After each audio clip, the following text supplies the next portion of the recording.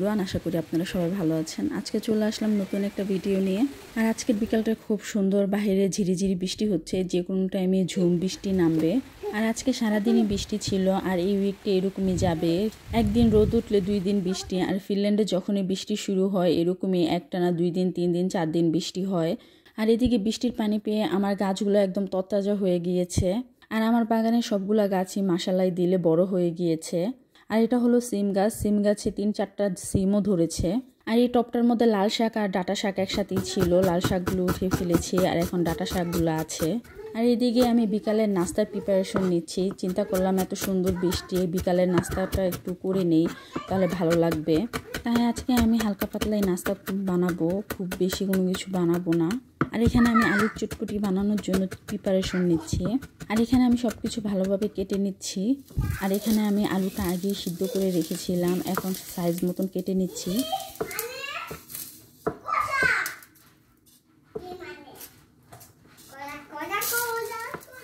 বৃষ্টির দিন তাই।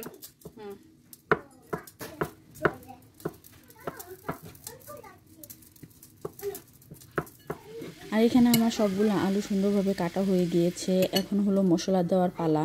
প্রথমেই আমি এখানে 1 চা চামচ ভাজা জিরা গুঁড়া দিয়েছি, আর তার সাথে দিয়েছি ধনে গুঁড়া।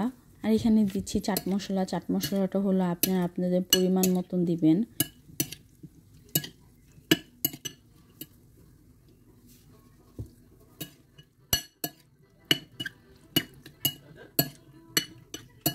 লবণটা ভালোভাবে মিশানো হয়ে গেলে অবশেষে দিতে হবে টক। আর এই তেঁতুলের টকটা আমি আগেই করে রেখেছিলাম, তেঁতুলটা ভালোভাবে ভিজিয়ে রেখেছিলাম আগেই।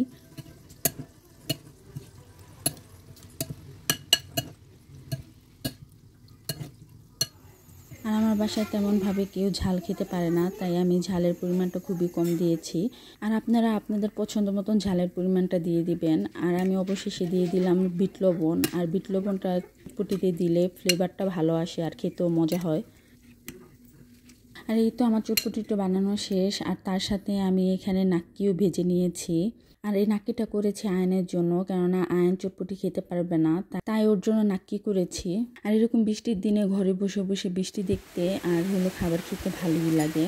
আর এদিকে আমার সবগুলো কাজ শেষ করতে করতে বাহিরে ঝুম বৃষ্টি নেমে গিয়েছে। আর আজকের ভিডিওটা আপনাদের কাছে কেমন লেগেছে সেটা আপনারা চাইলে আমাকে কমেন্টে জানাতে পারেন। আজকের মতন এই পর্যন্তই, দেখা হবে নেক্সট ভিডিওতে। আল্লাহ হাফেজ।